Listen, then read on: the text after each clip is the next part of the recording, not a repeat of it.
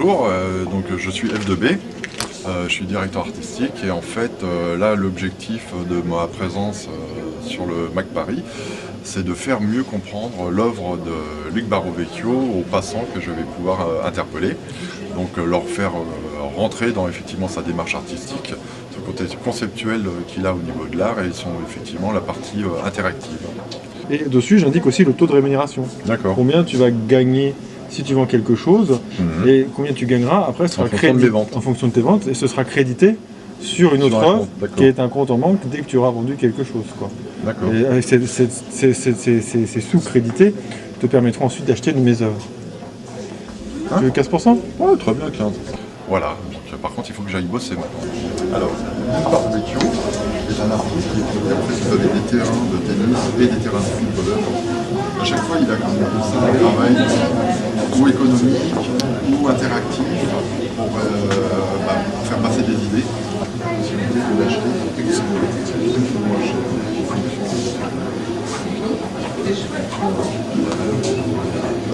Donc à chaque fois, il y a une série de 40, à chaque fois, il y a une pièce qui est vendue. Ah oui, d'accord. À chaque fois, il fait ça. C'est des idées interactives.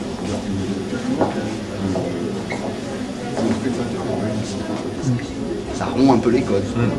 Ah bah il a fond. Celui-là, il y en a une qui est effectivement aussi intéressante, mais il joue sur tous les modules comme ça, effectivement assez complexes, ou de finance, ou de bourse, ou d'économie, ou de société.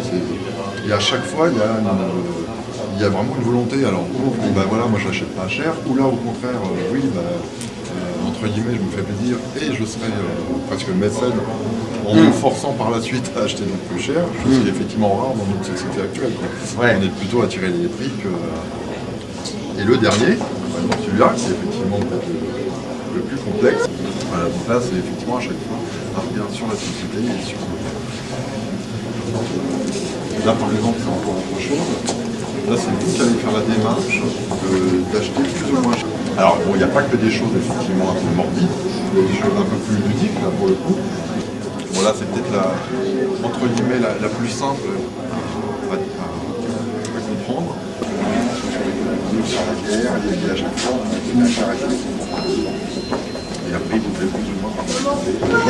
C'est que plus il y a eu mort dans la journée, plus la pièce est chère. Il y a des petites journées.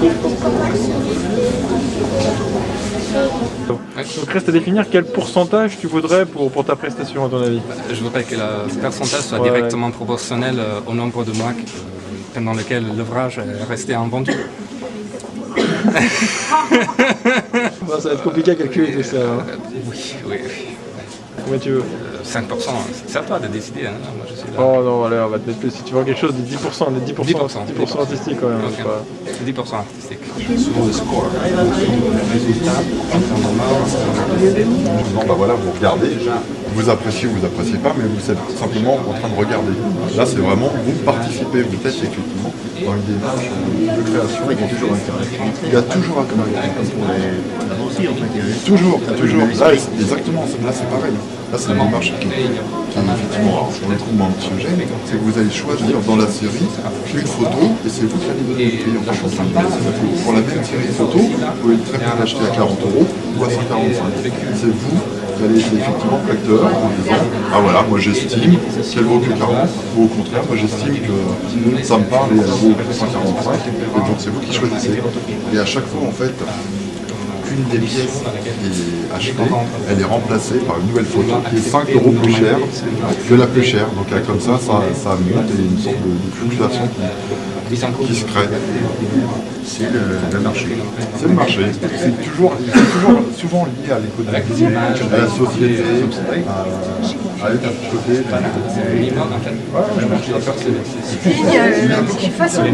Voilà, c'est ça. Là, on est dans une démarche explicative. On ne comprend pas tout de suite. C'est vrai que sans explication, on arrive à dire, oh là, il a mis des carrés, bon, c'est pas trop, on n'arrive pas trop à dire. Mais il y a quand même toujours à chaque fois une idée qui est derrière. C'est toujours lié à l'économie.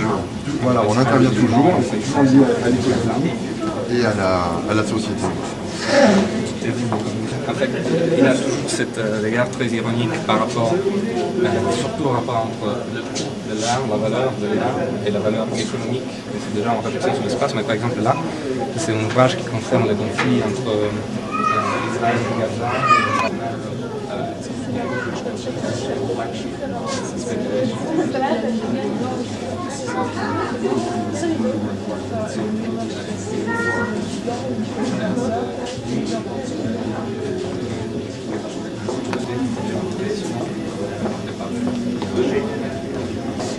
L'assemblage de ces images de différents caractères forme un labyrinthe ironique et critique de la façon dont on s'aperçoit de ce type de conflit.